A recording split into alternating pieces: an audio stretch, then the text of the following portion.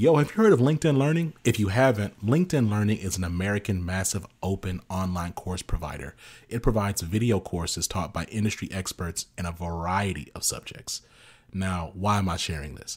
I'm sharing this because Living Corporate is in partnership with LinkedIn Learning to provide diversity, equity, and inclusion courses. Listen, if you're trying to be a better ally, you want to understand better diversity, equity, inclusion strategies, or you just want to learn how to be a better leader, you got to check out the courses on LinkedIn Learning. So check it out. You can do it one of two ways. You can click the link in the show notes, or you go to LinkedIn Learning and you search Living Corporate. Again, link in the show notes, or go to LinkedIn Learning and search Living Corporate. I'll see you over there.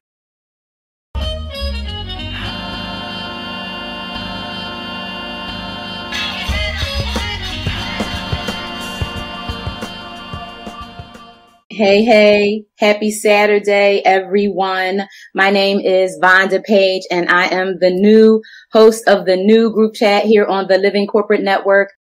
We're going to have a very riveted and fun conversation. Specifically today, we're going to be talking about making dents in tech. So just as a way of introduction, for those of you who may be unfamiliar with me, my name is Vonda Page, and I have been in the tech industry my entire career, basically since 10th grade, in high school.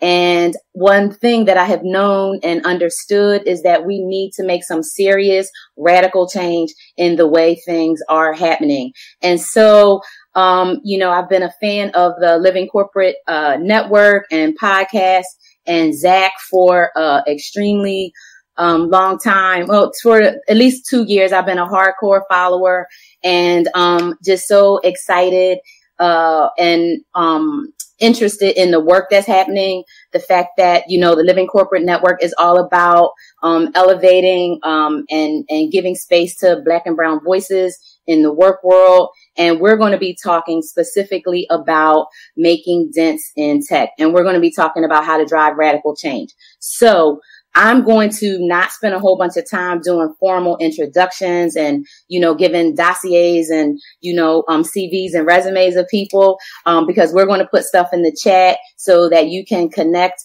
with me and our guests. But I want to get us rolling on the conversation. And so I'm super excited to have my first two guests with me today. Angel Henry, who is an author, as well as an old school technologist like me. And she wrote a book called Dents in the Ceiling, and we're going to get into that.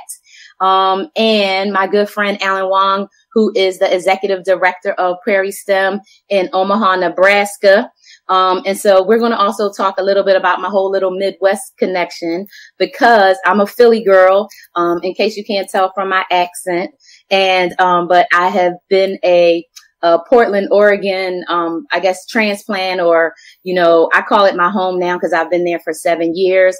So, we're going to just get into stuff. And so I'm going to, kick it off and, ask Angel to tell a little bit about, how we met and why she agreed to be on the show. Absolutely. Well, first off, thank you for having me, and I am extremely excited to be one of the first guests. This is amazing. Funny you said that. I've been in tech since my sophomore year in high school as well. And that's been my journey. I'm still there now. So I think that's really important, is that people know that I'm still working in corporate America. I'm a senior director at a telecom firm. I've got a wonderful team that are supporting almost 700 consultants worldwide. And it's important for me to give back, right? In terms of sharing the truth, sharing my personal experience of being the only, and how lonely that is at the table, and provide a playbook to the next generation. Because if we're going to break through the C-suite at more than just 2 African-American female CEOs, which is history right now, we're celebrating on one hand, but on the other hand, we're just 2. So exactly. We have a long way to go to make that dent through that concrete ceiling. And it is on me. It is on my heart, to ensure that I am a part of bringing that next generation through faster than what we have experienced, Vonda. Absolutely. Absolutely. Yep. I agree. You couldn't have said it better. And I have, I am really terrible about when I have a hard copy of a book instead of the electronic, because I dog ear and I'm like a mess with books. So when we meet in person, I'm going to ask for a new one. So you can sign it, that I will keep in pristine, because I usually listen to books on Audible, and take notes. And so when I have a hardback, I'm like, ooh, but this one, I was like, I wanted it. And I got stuff underlined and circled because it's really good. And we're going to get into some of this.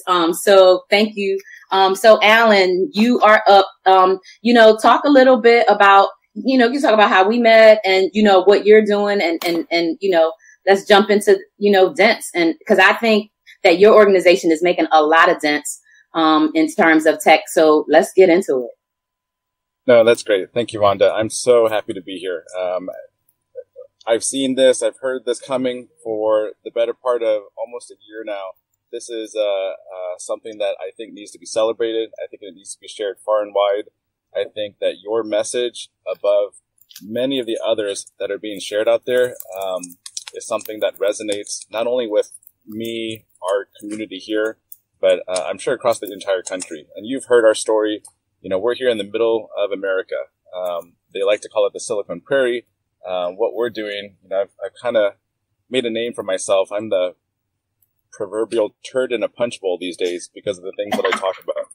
You talk about radical change, the things that are happening, the things that need to happen. There's a lot of talk, but not a lot of action. Mm-hmm. There's a lot of titles, but not a lot of board changes. And Mm-hmm. so where do we start in terms of making that difference?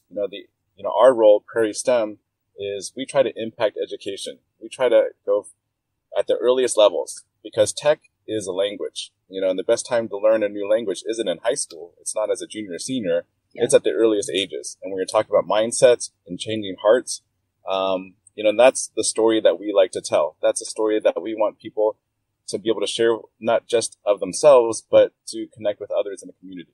Mm-hmm. And so the good, the bad, the ugly, we want people to share their authentic selves. And I love what Angel was talking about earlier. Her book, Dents in the Ceiling. This is sharing those stories that previous to her book, I'm sure most of the stories have never been heard by the general public.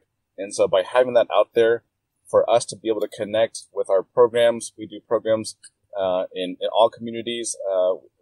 We have a Girls in STEAM program, which is focused on bridging that gender gap. Working in those underrepresented communities where we're trying to get the two of you as mentors, as people of inspiration for the kids that we serve.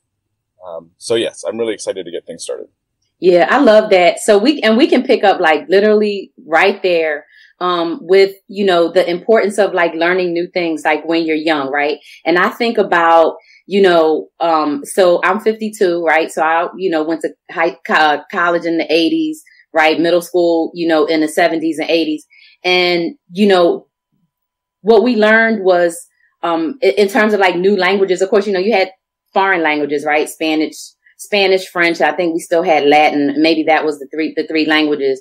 But when you think about where you get a foundation for science or technical skills, to your point, I don't remember we had home economics in school, but I don't remember taking any chemistry or, science or hard math. I don't remember doing any of that until high school, to your point. So I think it's really important to, really think about and do things, right, to start driving this education early. Angel, talk a little bit about how you first got into, to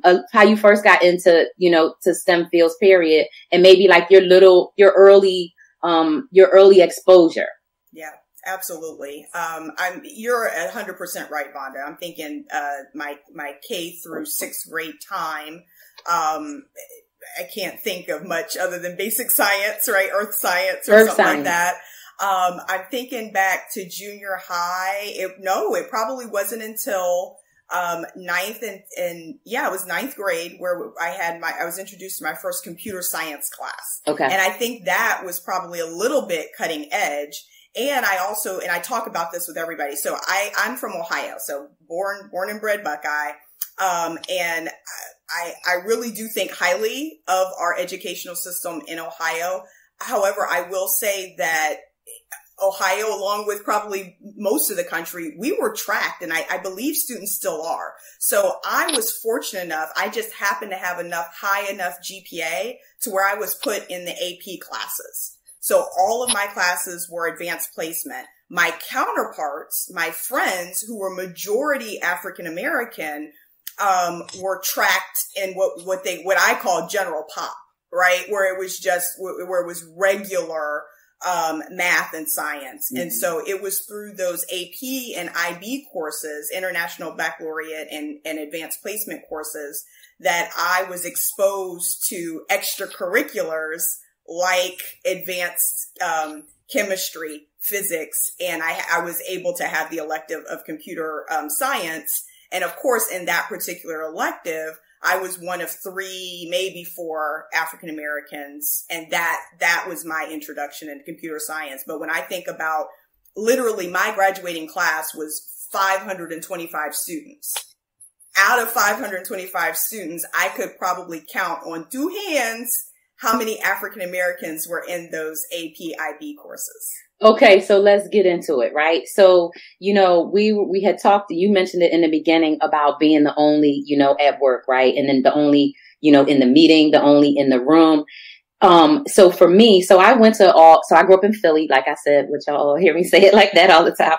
But so my school was probably 95% Black, right? And we probably had maybe, and my graduating class, I think, was maybe about 430 people or something like that.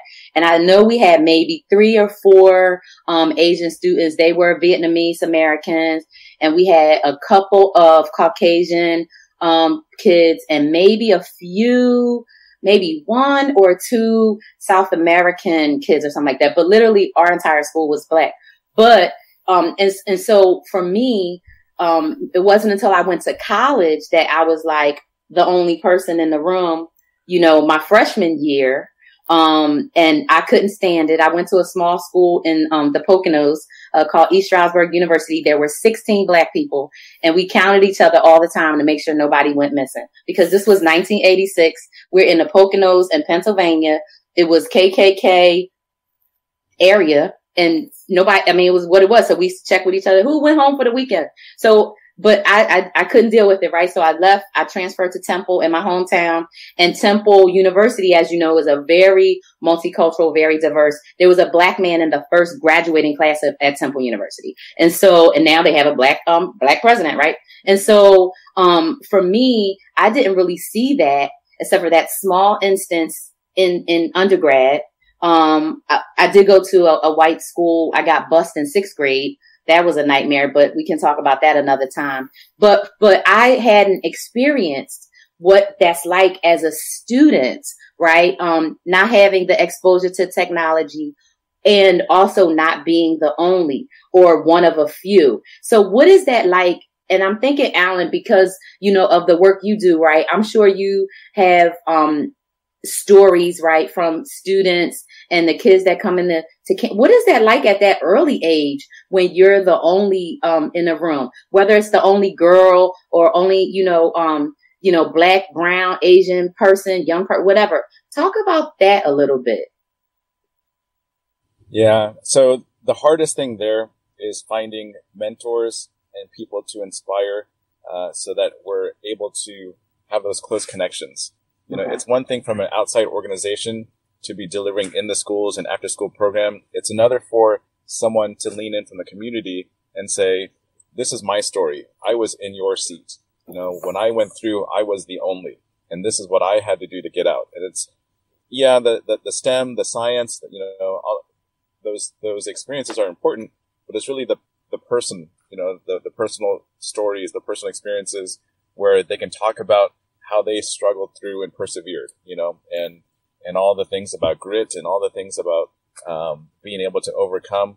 Those are all true and accurate and life changing. But the hardest thing is, I realize the work that we do is impactful, but it's only as good as those that we're able to get contact with. And why is it that kids have to be lucky enough to get access to those types of opportunities when it should be something that's across the board? Right. We work in all the school districts around the state of Nebraska. We are limited in capacity where the demand is huge and the supply is low. This is something that's not just for North Omaha or South Omaha, or South Chicago or wherever, the communities that are not experiencing the same equity and access and opportunity as those, maybe in the suburban communities. So yeah, it's hard. And what is it like in the schools when we're there? Mm-hmm. It's amazing because the kids, they see this as something that is not on their radar. Their radar is, what do I need to do to get through the day? Not who can I be when I grow up or what college should I go to? Okay.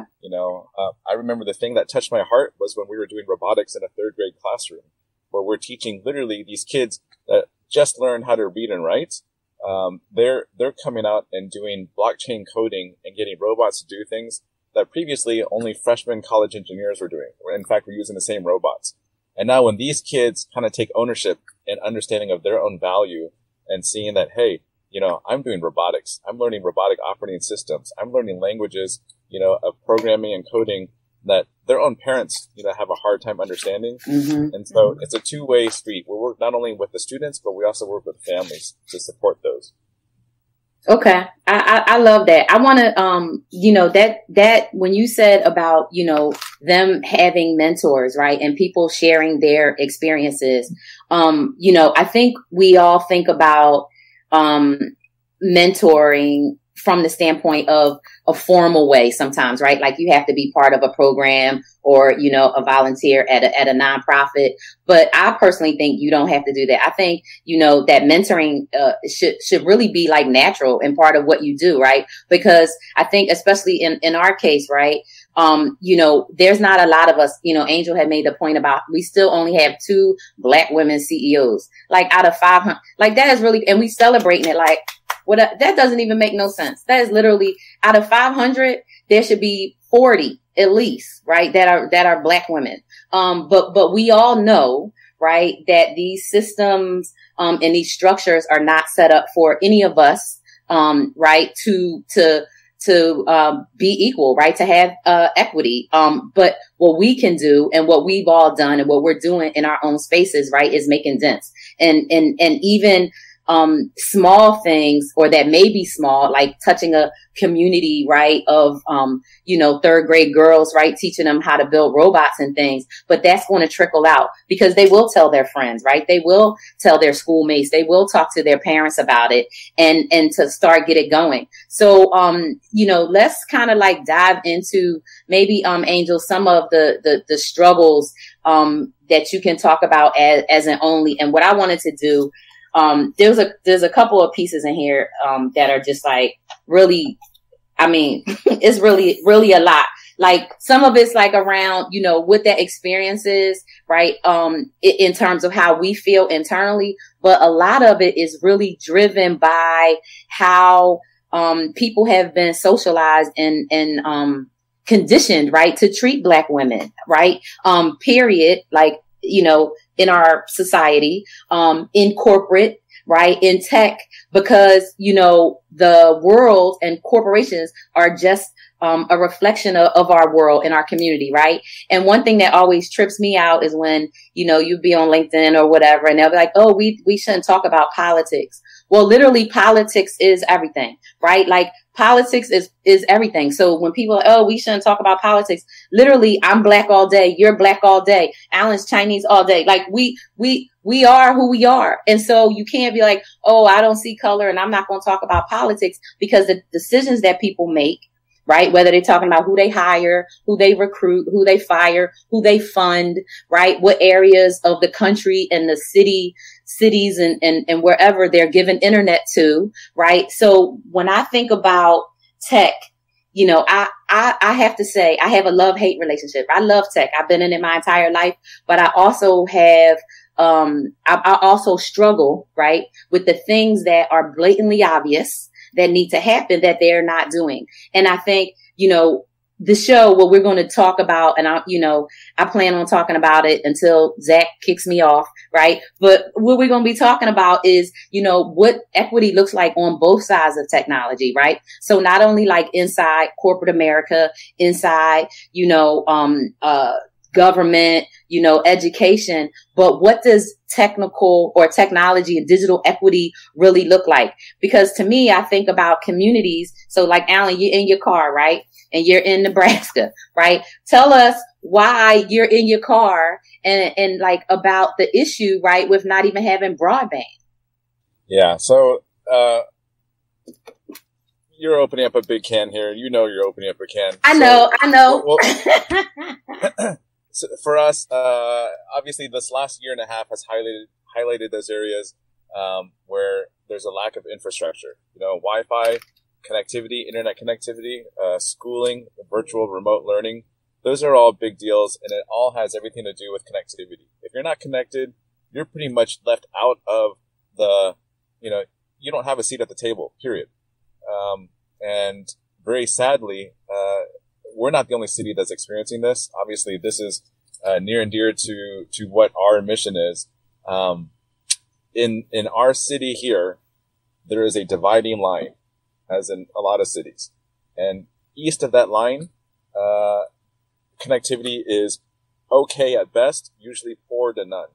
And it has to do with the towers, you know, the cell towers. Everybody knows about cell towers. Well, in a city of our size, you know, you're talking 500,000 people, metro area, east of 42nd Street, which is kind of a dividing line, there are 2 cell towers for the entire northern part of the city. 2. When you're and talking who about, lives in that part of the city? Oh, I don't need it. You know. Exactly. You know? Exactly. And that's when it follows. You know, they talk about like the census reports. They talk about drawing lines for elections. You know, there's no separation of politics from education. There's no separation of you know, culture and all that stuff. But when you're talking about who lives in that part of town, this is where not only are the students not getting connected, so they can't get virtual learning. The last year and a half, there's been, at best, like a baseline hold steady and, for the most part, a decline in education. You go west of 42nd Street, and every city block has a cell tower. There is not a single desert or dead zone west of 42nd Street, all the way into kind of the country roads, you know, which is West Omaha, Gretna, those areas. And the question is always why. You know, it has to do with infrastructure. It has to do with city planning. It has to do with, and we've talked about this before, the new term that I keep throwing around is the digital redlining of today. Mm-hmm. You know, it's not about, I mean, the traditional historical redlining is still going on in terms of, the stuff that we've experienced over the last 70 years. But the digital redlining now has everything to do with connectivity, which is why it's such an important thing. I mean, this is right there with food, housing, and healthcare. It's connectivity. Without connectivity, yes, it has to do with education. Yes, it has to do with virtual learning. But beyond that, it has everything to do with resources and being able to get access to, you know, employment, you know, opportunities, access to, in some cases, stimulus funding. Right now, in the middle of the pandemic, you know, a year ago, people couldn't even log on to register to find out where vaccination sites were, you know, that kind of stuff. And again, digital literacy, technology, understanding, that's all key. Unfortunately, for a lot of the schools and communities we serve, we're their only line of defense in terms of bridging that gap. Wow. So it makes me think of, right, if there were more, you know, people that looked like us in decision making positions, right? We wouldn't even stand for that, right? We wouldn't even stand for it because there's no reason everybody should not have equal access to everything. So I put that term in the chat, digital redlining, because I think about the digital divide and talk about that. And it's just I mean, it's super important to bring it to the table. And so to transition that, right? Cause it's two sides, right? Of the issue, the internal piece, right? Which, Angel, I want you to talk a little bit about, what is it like internally, right? Working inside of a organization, whether it's your experience or the experience of, women and other people you've interviewed, but like, how does that show up, right, in the workplace when there are so few people who are really fighting, right, for digital equity and fighting for things to be, at least a little more level? Yep. Well, okay. So you hit my hot button here. I know I did. Okay. So I was one of those individuals when I started in my organization as an analyst, and I looked up to the one director, African-American gentleman director. He's still there to this day. Phenomenal advocate, and advisor, mentor, and sponsor of all people, right? But particularly women and people of color. And I thought to myself, well, why isn't he doing more? Like, it's just him. I know he's helping us little folks down here at the analyst level, but why not help, more of the managers get to director level, or more of the directors get to his level? And now fast forward, I'm in his seat, literally, and I get the challenges. Okay. So one, let's be clear. I can't be a broken record, right? Mm-hmm. I can't be the only lone voice always advocating for women and minorities, because I will get tuned out. If in every single meeting, in every opportunity, I become the one challenging, then I will get labeled, I will get marginalized, and I will be shuffled in the corner of somebody's mind. And so I will then dilute my voice and my strength. So now I got to be strategic.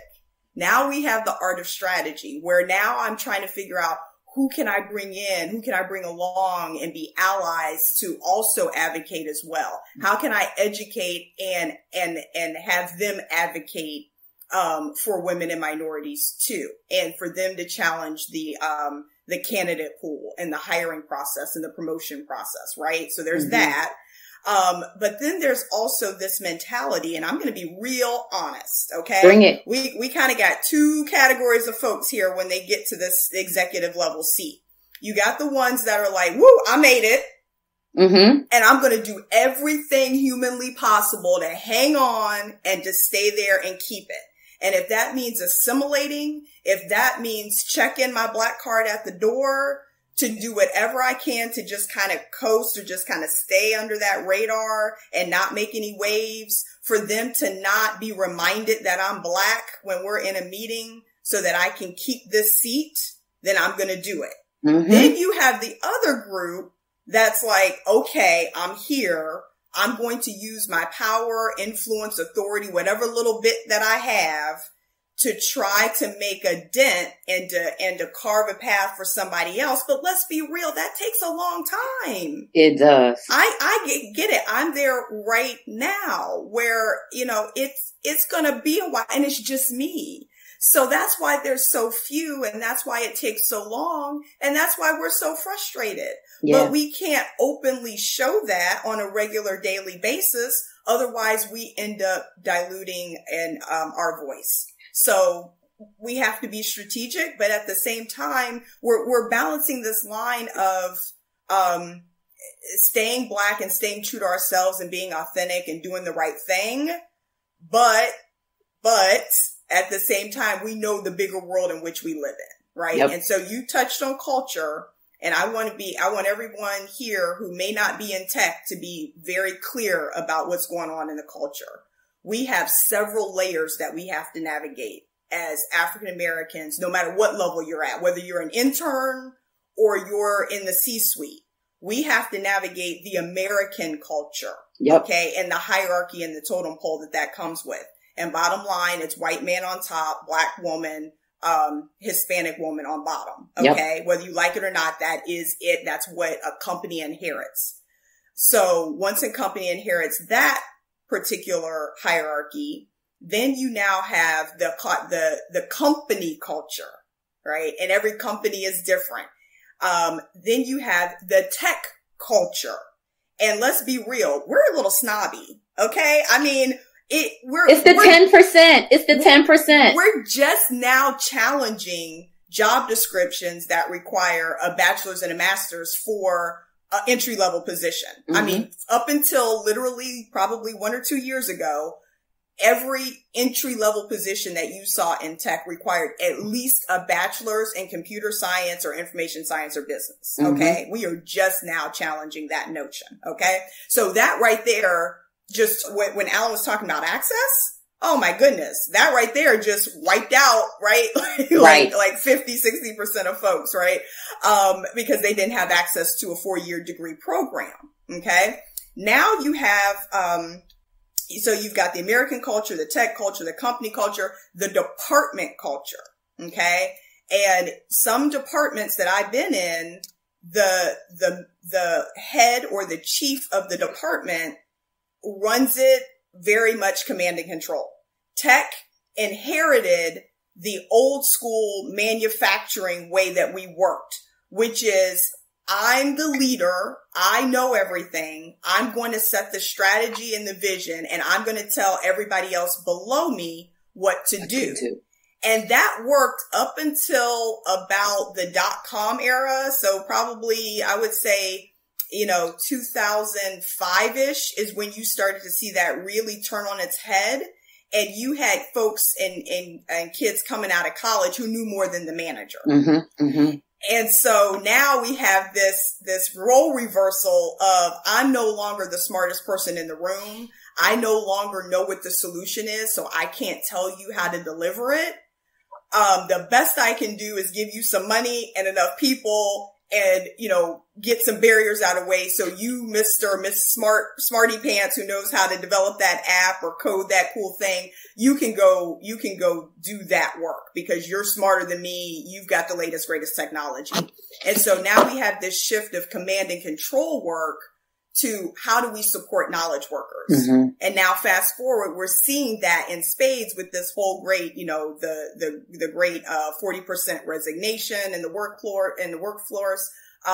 We have to think about the wellness benefits, the mental and the health benefits for our employees. We have to allow our employees to work from anywhere or work remotely if we want to keep if we want to attract and retain top talent. Mm-hmm. So all of this is really changing the corporate world and putting it on its head, because before they get to set the rules and we had to comply if we wanted to stay there. Right. And now you have the workforce that is now setting the rules and now telling people how they're going to work, and the company has to react. So this is different, right? If you have a company that's, if I'm an individual and I say, you know what, I'm not going to get vaccinated. So what you going to do with me? Right. Right. and the company's like, oh, shoot, we got to figure this out. If we want to keep these people, we have to be more accommodating. Mm-hmm. This is totally putting everything on its head. Mm-hmm. It's providing us as minorities an opportunity to have a stronger voice at the table. But what I'm finding personally is that really active allies are the key. Because I'm going to be 100% real right now, right? It's been a year past our dear brother George Floyd's death. And the majority of our white colleagues are like, okay, we're done. You had your day. You had your time. We heard you. Got it. Stuff's bad. Get it. We need more people at the table. We need to, attract more folks. But in their mind, they're thinking, but we got time, right? Because we got to grow the pipeline. We don't have a pipeline yet of people. So we have to reach back into K through 12, and we have to grow. So in their minds, they're thinking they have time mm-hmm. to hang on to the top spot while they check the box and, throw some funding or something to some resources so that they grow. And I'm going to be here to tell them and repeatedly say over and over again, no. We are here and we are ready to lead now. We've got the Vondas, the Angels, the Tamikas, the Karens, everybody.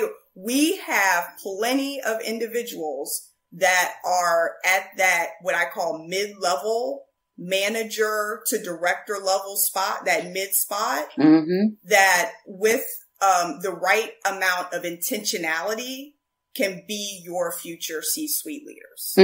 And let's dig into it a little more, right? So glad you got reconnected, Alan. So I have this thing. Let me just tell y'all, I talk shit about every last one of the apps, every company all day long. And so whenever I'm complaining, let's say about, one of my devices, I like, oh, this damn thing. And then something will happen. So I have this thing, I think that all the companies place gremlins in all of their equipment. So then when you talk crap about them, they're like, oh, I'm going to get you. So Alan's talking about connectivity in Omaha. Yep. Look, yep. The gremlins got in there. They said, okay, connectivity, you done. So but to that point, right? People want to hang on to what they have, but I want to even go back because Zach talked about it last week on Living Corporate podcast with his interview about, people who get into those positions and they have the power, the authority and the influence and the opportunity, right, to bring other people aboard, right, to hire, people, black women, brown women or whatever, and they still don't do it, right? And so, at some point, and this is where I think there's a radical, a mind shift that has to happen. At some point, we can't be so individualistic, right? That it's like, I'm going to get my spot and the hell with everybody else. Because how are we ever going to, that's literally playing into their whole game, right? It's literally playing into the whole oppressive structure and system that is the construct of our country right here in America. And how corporate is a reflection of that. So the first thing is, people who are in those positions, right? If somebody's in a director, senior director, or a VP job, what are some things, I want to think about? Number one, if you're at a big company or even a mid-sized company, but your company, says, oh, well, we care about the community and we care about diversity or we care about, building our pipeline.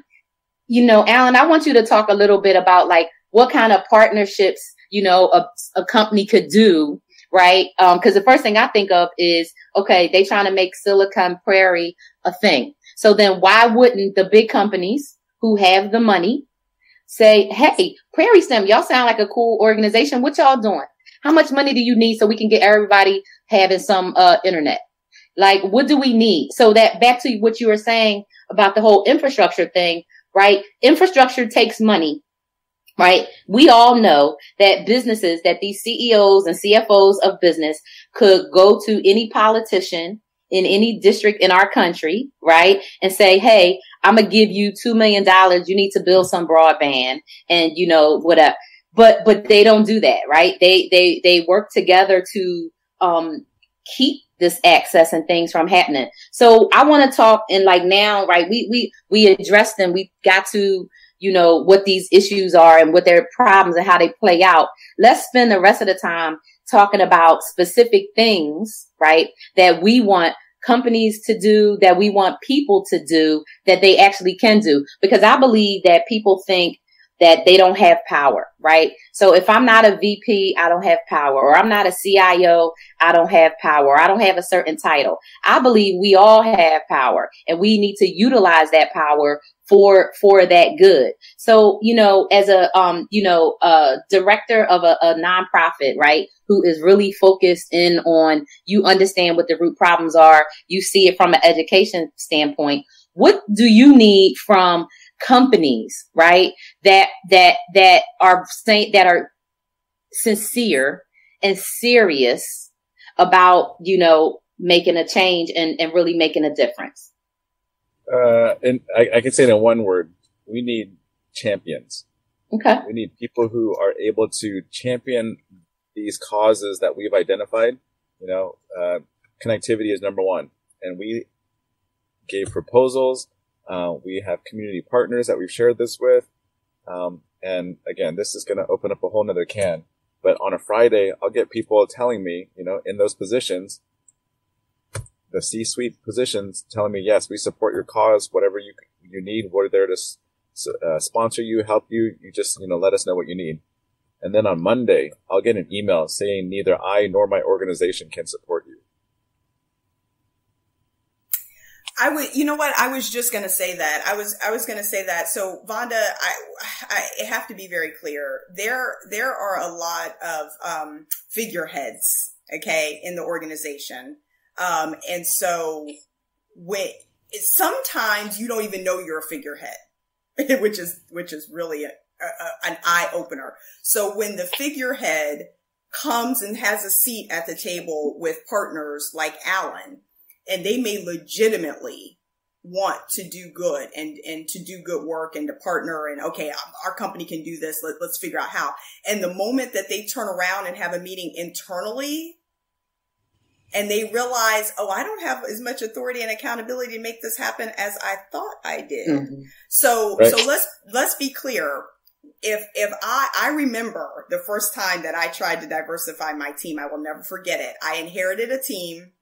And I said to myself, you need to have more women on your team, right? This is a little bit imbalanced. The next hire, I'm going to be intentional about seeking out a woman or a female of color senior level program manager.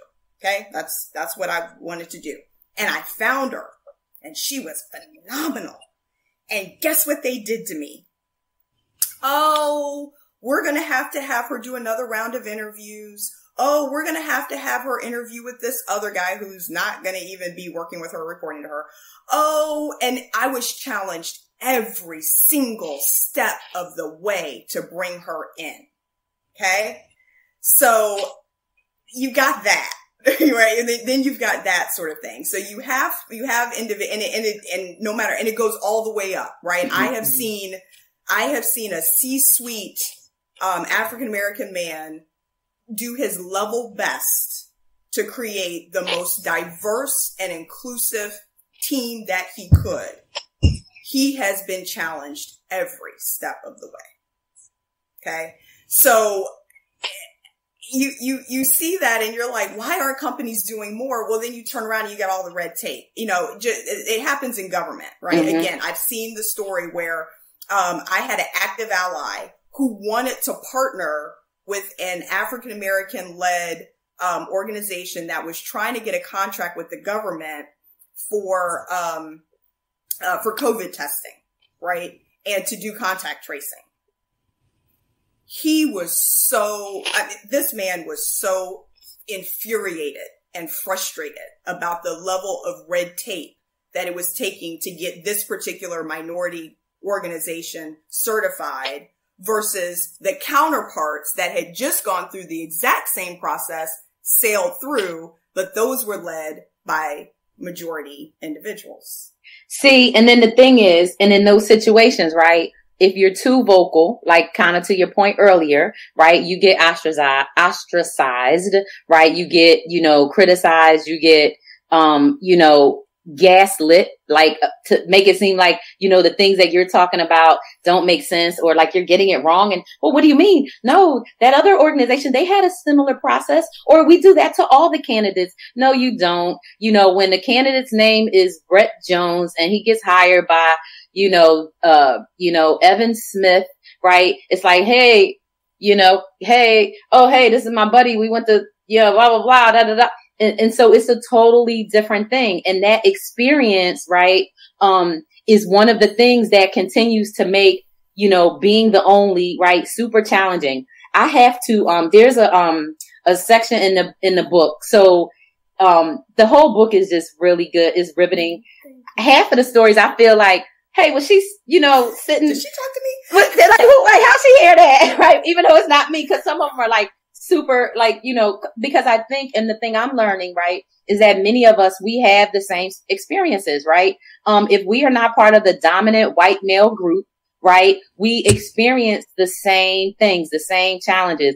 And for me, I've always, probably, since college, right, have had just a very, very diverse group of of friends, of colleagues, you know, of schoolmates. And what I have learned is that there are more things that we all have in common, right, than we don't. And that the problem is that dominant group, right, that 1/3, they have so much power, influence, authority, and they're so invested in keeping things the same that, listen, we can't, what do Audre Lorde say? The master's tool won't dismantle the master's house, right? We have to do things in a radical way. And I think that, you know, we can think about it, right? Talking about, you know, champions, talking about mentoring, but think about it from the standpoint of us all taking individual, you know, action and accountability to say, hey, I'm not going to let this go down this way anymore. Right. And so when I think about, you know, last summer,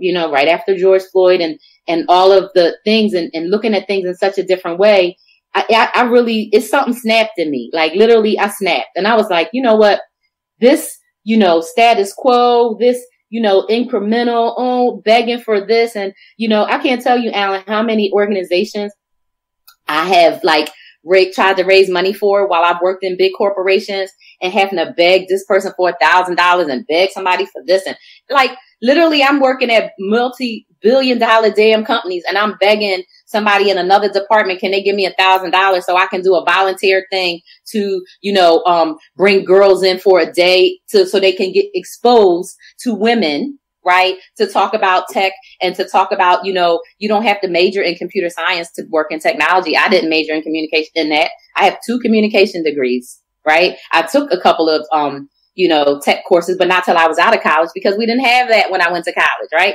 So, you know, it's really important to drive it. But in one of the chapters, the chapter Maid Service, which, you know, that chapter speaks to me like so much, and all of them deep cuts, but Maid Service. But you talk, there's a story in here and I'm just going to read it. And then we can kind of go into it, but just a little piece of it. But this person that you interviewed says, one fateful day, I had simply had enough. When my supervisor asked Kevin for the report after I had already provided it, and Kevin quickly whispered the update, I said, is there an echo in the room? The whole team snickered. And my supervisor looked up from his notes and smiled, unaware that the joke was at his expense. When the meeting concluded, I marched up to him, towering over him in my best, try not to be angry black girl, but firm, assertive stance, right? And tone to inquire, why do you ask Kevin for the report after I've already given it? He looked up from his chair like a little boy being scolded for getting dirty while playing in the backyard in his church clothes. Then his face shifted to a blank stare and he looked back down at his notes. He started shuffling them, fidgeting and murmuring with no clear response. I pivoted on my heels and marched out the room to Kevin's desk. I asked him, Kevin, do you notice that you have to repeat the status report after I do? He looked, said, yeah, and shrugged to his shoulders. I told him that he could help stop it. He nodded his head, declaring, yeah, I guess so. After that, Kevin would defer to my initial report until one day it got contentious. And my supervisor kept pressing Kevin to give a detailed report. Kevin had finally reached his wall and asked, haven't you noticed I just repeat what Angel says? My supervisor blinked and we all left in awkward silence. Kevin's pushback renewed my courage once again. So in a one-on-one session with my supervisor, I asked him, do you want a different format? Do you need more detail? He stared at me blankly and retorted, I just need to hear it from him. And then he stood up and left the room.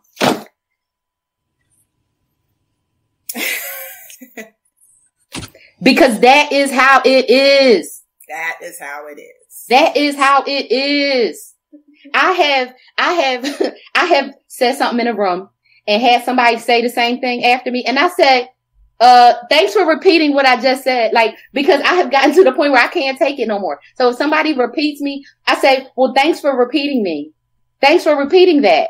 But did everybody not hear it when I said it? You know, but now it took me years to build up that courage, right? Oh, right? To do that. Yes. I definitely wouldn't have did that, you know, when I was 28 or probably even 38, right? Well, I wouldn't have did it. There's this notion of just be happy to be here. Right? We got you. You got here. you climb through K through 12. You clawed through, right? Despite not having internet access, despite maybe, experiencing homelessness or, your parents having job loss, being the first to get to college, being the first to graduate. We have clawed through all of this up to get to the seat. And guess what? Just be happy to be there. So making waves and pushing back and challenging the status quo is, even if it's not told to you, right out overtly, you kind of tell it to yourself because you look around and you're like, there's not many, I'm the only one. I made it. Oh my goodness. I'm lucky. I sacrificed. I did all this. It's finally paying off. The Lord has blessed me with this wonderful opportunity because let's face it, tech companies are lucrative. I mean, tech careers are lucrative, right? I mean, just coming out of college back in the late 90s, my starting salary was 55 grand, right? And it just goes up from there when you start adding bonuses and all the perks and things, right? So when you compare what you're doing in your life, with your counterparts that are graduating with other degrees and they're, a mountain of debt. And here you come out and you're making some paper and you're excited and you're happy and you got a brand new car, an apartment or a condo. You might even be getting a new house in your early 20s compared to when your parents had to save up and wait to drop that 20%, deposit when they're in their 40s. You're now in your 20s, especially with us in the Midwest. The cost of living is pretty low. So we can get a nice, single family house, with some yardage and some space, in a nice neighborhood if you graduate and you land your first tech job, right? So you're now automatically catapulted into a different socioeconomic status than when you probably grew up. You're in the suburbs, you're navigating, again, you got a fancy car, you got all these perks and bells and whistles when it comes to a lifestyle. Who in the heck wants to jeopardize that? Who wants to give that up? Who wants to have to start all over again at another company? So of course we're going to toe the line and support the status quo. So, again, coming full circle, I had to check myself. Because again, I was one of those analysts that are like, why aren't these, senior Black folks doing more? Well, heck, I was a part of it, right? Supporting and upholding and not challenging and not calling it out when it was blatantly, obviously unfair, because of the fear factor. Yeah. And the fear factor is I don't want to give up what I have clawed and scraped and worked and sacrificed so hard for. And who could blame you, right? You can. I mean, everybody in that seat has to make that decision. But, to Alan's point and to all of the, organizations that are like his, I can just say from personal experience in the past, in terms of, the company that I have now, I'm so thankful. My SVP, he was one of the ones that was immediately like, yes, right? So when I turned back and said, hey, dude, I got this idea here. I want to partner. Are we okay with that? He's like, yes, make it happen. Right. He's like, move the dollars. Finance is kind of like, wait a minute. This isn't in the budget. He openly said, I don't care. Make it happen. We need more people like him. And we don't. Yeah. And so back to the champion, we need more champions that don't look like us, that have the authority and accountability to make it happen and to cut through the red tape, because that's all it really is. Yeah. It looks like we lost Wanda for a little bit. I'm still here. Can you see her on your end? Yes, I can. I see and hear her. Yeah, I thought we lost you for some again. reason I can't. I hear everything you're saying. My question, Angel, to you is on my end. Sometimes there are infighting an organization for the limited resources that are available to nonprofits. Yes. Where instead of being allies for one another, you end up being competitive and trying to climb over each other. Yes. Where you're basically, in my world, it seems like we're fighting for scraps. When I know in terms of funding, there's more funding and aid available than ever before. Yes. In your experience and with the people that you've talked to, What are your thoughts on that? 100%. So again, back to that thing, people need to understand corporate America is a microcosm of America. So we are very siloed. So you'll have an organization that has one mission, one vision. Everybody's supposed to be marching to the same high level strategic orders. But Vonda's smiling because she knows that it's very siloed based on department. And there is absolutely competition between departments for that top spot. So if you have every leader, a leader over communications, a leader over finance, a leader over IT, a leader over sales and marketing, all of those little leaders are vying for the next spot, right? The next CEO or SVP or whatever position. So if they can look good, right, then they will try to outdo or compete the other. Mm-hmm. And they all have their own strategic visions and alignments. But more importantly, and Alan, this is what you care about the most, they all have their own individual budgets. So when you are coming to a company, you have to be very strategic and very clear about who it is that you're targeting and find out their why, because you can't just come to the company as a whole. That would be great. That you would think, and common sense would say it's the company. They all have the same vision and mission. Why would I need to have to learn how to navigate the inner workings of this organization to get a few $100,000 to do good, which is what the company has already pledged? Mm-hmm. Well, the problem is the company may have pledged that, and the company itself may want to do something great. But at the end of the day, it's those individual business units that have to fund the initiative. And they're looking for that's right. Mm-hmm. And oftentimes you're going to have to win over that leader of that department or that business unit, and then you will see some traction. But until you can get to, my grandmother had this saying, follow the money. I love grandma. And it's true. If you want to get something done, you're going to have to go to the person who holds the purse strings. Yeah. I'm not sure on my end why it says the stream is unable to connect due to a network error. I can only see you, but I can't see or hear Vonda. I'm here. I'm on. Vonda's here. Yeah, Vonda's still here. She hears you, by the way. Point on following the money. Right now, because of stimulus funding, because of federal grants, there's more money coming into the states than ever before. And the problem is nothing has changed from the boots on the ground. Our infrastructure is no different than it was 15 months ago.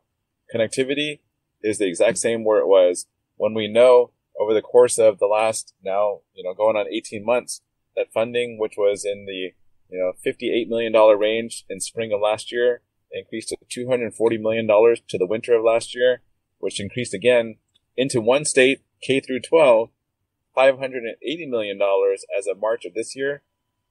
Nothing has changed. Yep. So I can answer that real quick. Okay. So this is a nothing new problem. Okay. So let me tell you this is where I want your grandmother needs to be on our board.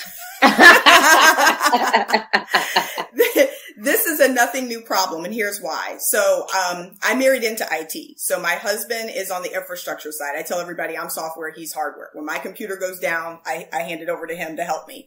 But he has been in infrastructure his career, and he worked for Dell Computers. And Dell would always have, contract with organizations or companies, and they would have literally thousands upon thousands of laptops, mice, peripherals, actual laptops and what they call carts for schools or hospitals, right? So Dell would have all this equipment in a warehouse. An organization would purchase it, and sometimes they purchased the wrong thing. Maybe it was, it was broken and they had to fix it. And so it goes back to the warehouse. And so over time, you have, stations in major cities throughout the country that have hardware that's sitting up and piling up that can be used, right? So Dell would donate. My husband would be part of, go to this warehouse and deliver these literally hundreds or sometimes thousands of pieces of equipment. Again, monitors,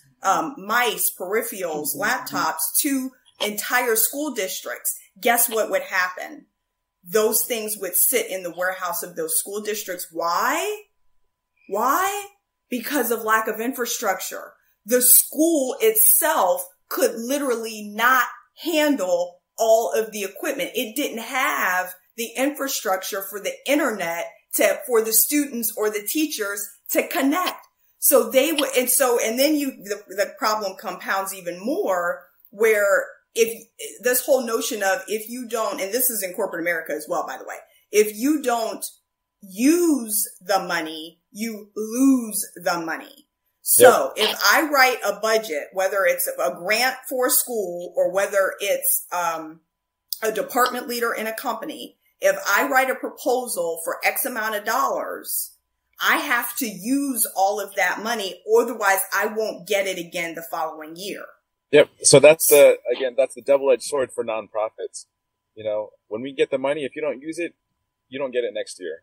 Right. You know, totally different from a for-profit entity where you're talking about trying to increase revenues and turn those into investments and cash flows. Yeah.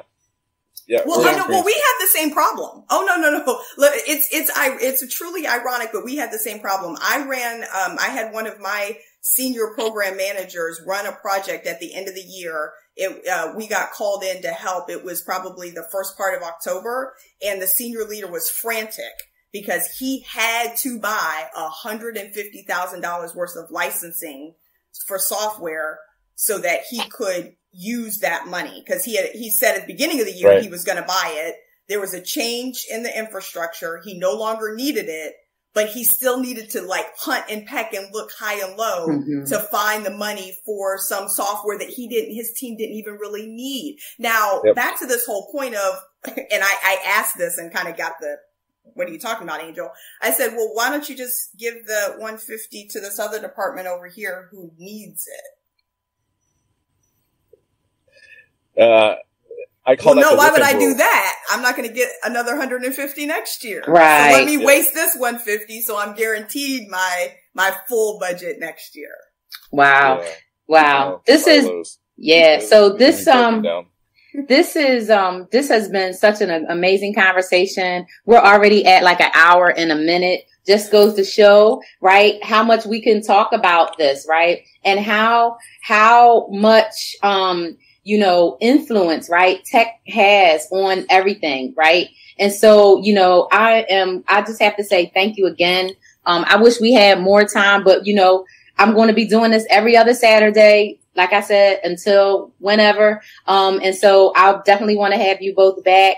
I want to tell our audience to, reach out, to Alan, Angel, or I, connect with us on LinkedIn. Thanks so much for tuning in. This was a really good conversation. And, as far as leaving you with something, I really want people to think about, if you think about the things that we talked about and you think about your position, wherever you are, whatever your job is, career, you can mentor, right? You can champion, you can, make small dents in some ways. So, join me back, on, the 28th, same time, same bat channel, and we will talk some more about how to drive radical change and, get the tech industry to make some changes that we're going to help to push, right? And we know we don't have to do that within confines of corporations or whatever. We can do that, through building coalitions and working with each other. So peace out for now. Thank you to my guests, and I will talk with everyone soon. Thank you. Bye, y'all. All right. Bye.